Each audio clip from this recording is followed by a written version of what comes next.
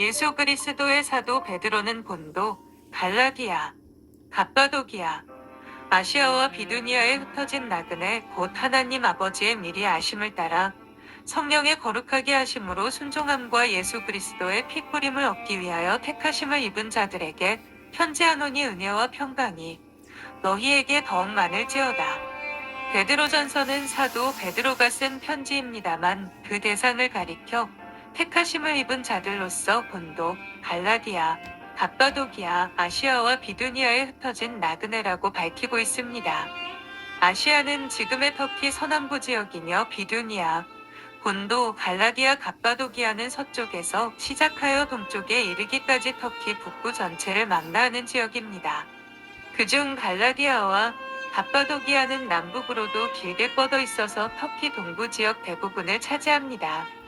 다만 사도 베드로가 이 지역에서 활동하였다는 기록을 성경에서 찾을 수 없기 때문에 과연 직접 복음을 전하여 세운 교회들에게 이 편지를 써보낸 것인지 판단하기가 쉽지 않습니다.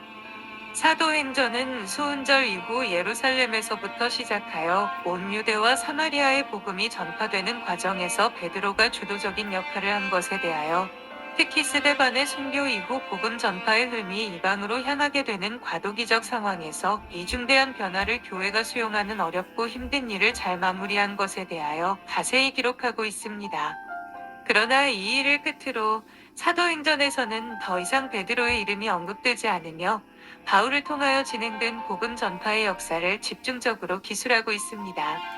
이런 사정을 생각하면 베드로가 유대로부터 거리가 먼 이 지역의 교회들과 특별한 관계가 있어서 편지를 써 보내었다고 정할 근거는 희박한 것으로 보입니다만 문제는 그렇게 간단하지 않습니다.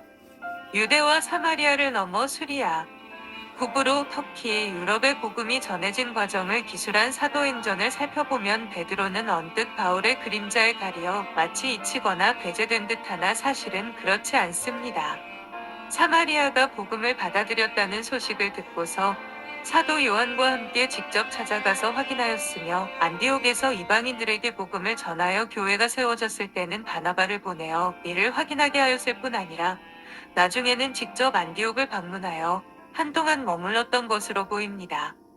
복음의 문을 이방에게 열고자 하시는 뜻을 계시받고서 백부장 고넬료에게 복음을 전하였으며 예루살렘 공회의 결정을 통하여 이방인 신자를 교회 안으로 받아들이는 것을 공식화하는 일에 주도적인 역할을 하기도 하였습니다. 이 일과 관련하여 바울이 예루살렘을 방문하여 교회의 기둥같이 여김을 받는 야고보와 게바와 요한과 더불어 교제의 악수를 하였다고 밝힌 내용이나 베드로를 할례자의 사도로 삼으신 이가 바울 자신을 이방인의 사도로 삼으셨다고 밝힌 내용 등은 이후에도 베드로의 역할이나 활동이 위축되거나 약화되지 않았음을 말해주고 있습니다. 바울이 복음을 전하여 세운 고린도, 교회의 바울과 아볼로와 더불어 게바 곧 베드로를 따르는 이들이 적지 않았던 것으로 미루어 어쩌면 베드로가 고린도에 들러 복음을 전하였을 가능성도 배제할 수 없으며 비록 성경에 기록되지 않았으나 이후 베드로의 복음 전도 활동은 훨씬 더 광범한 지역에서 이루어졌을 가능성도 배제하기 어렵습니다. 베드로가 인디옥에 한동안 머문 다음 로마로 건너간 것으로 전해지고 있습니다만 만일 바닷길 대신 육로를 택하였다면 안디옥에서 북상한 다음 터키 북부 지역을 동서로 가로질러 복음을 전하면서 유럽으로 건너갔을 가능성도 생각해 볼 수 있을 것입니다. 공교롭게도 오늘 말씀에 언급된 지역들 중 아시아, 비두니아 등은 바울이 두 번째 전도 여행 때 복음을 전하려 하였으나 성령께서 허락하지 않으신 지역들임을 고려하면 즉 서남부의 아시아에 들어가는 것을 막으시고 서쪽 끝 무시아에 이르러 북부 지역으로 들어가고자 비두니아의 복음을 전하려 하였으나 이건 역시 막으시고 서쪽으로 계속 나아가 드로아에서 유럽으로 직행하게 하신 것을 생각하면 혹시 이미 이 지역에서는 베드로나 다른 사도가 복음 전도의 일을 시작하였기 때문일 수도 있었으리라는 생각도 듭니다. 설사 베드로가 직접 이 지역에 찾아가서 복음을 전한 그런 연고가 없다 하더라도 사도로서 그의 역할과 영향력은 이처럼 멀리 떨어진 지역에까지 미친 결과 그 지역의 교회들에게 직접 본면에 편지를 보낼 만하였다고 할 수 있습니다. 흩어진 나그네에게 곧 디아스포라는 흩어짐 또는 흩어진 곳을 뜻하며 따라서 흩어진 나그네라는 표현은 온 땅에 흩어져 낯선 곳, 남의 땅에 거주하면서 살게 된 처지를 뜻합니다만 디아스포라라는 말이 유대인에게는 약속의 땅 팔레스타인을 떠나 열국에 흩어져 살게 된 독특한 처지를 나타내는 표현으로 흔히 사용되었습니다. 베드로를 가리켜 바울이 내가 무할례자에게 복음 전함을 맡기를 베드로가 할례자에게 마침과 같이 한 것을 보고 라고 한 말이나 베드로에게 역사하사 그를 할례자의 사도로 삼으신 이가 라고 한 말은 베드로가 이 편지를 쓴 대상이 유대인이었으리라는 짐작을 뒷받침하는 듯합니다. 그러나 너희가 전에는 백성이 아니더니 이제는 하나님의 백성이요 전에는 긍휼을 얻지 못하였더니 이제는 긍휼을 얻은 자니라고 말한 내용이나 너희가 음란과 정욕과 술 취함과 방탕과 연락과 무법한 우상 숭배를 하여 이방인의 뜻을 조차 행한 것이 지나간 때가 족하도다라고 말한 내용은 이 편지를 쓴 대상이 유대인이 아니라 이방인으로서 믿게 된 신자들임을 명백하게 말해주는 만큼 흩어진 나그네에게라는 표현의 뜻도 달리 해석할 수밖에 없습니다. 근본적인 뜻에 있어서는 서로 통하나 유대인의 특수한 사정에서 벗어나 신자의 일반적인 처지와 상황에 적합한 뜻으로 바꾸어 해석할 수밖에 없는 것입니다. 세상 가운데서 살아가는 신자의 처지가 세상 안에서 살아가지만 세상에 속하지 않은 자로서 살아가는 그 처지가 마치 온천하 곳곳에 흩어져서 자기 땅이 아닌 낯선 곳서 잠시 머무는 나그네의 처지와 같음을 말하고자 한 것으로 보아야 할 것입니다. 택하심을 입은 자들에게 무엇이 우리 신자들을 세상에서 나그네처럼 살아가게 만드는가? 내가 태어나고 자란 고향 땅에서 살면서도 마치 남의 땅, 남의 나라에 잠시 몸을 위탁하고 살아가는 이방인과 같은 처지가 되게 하는가?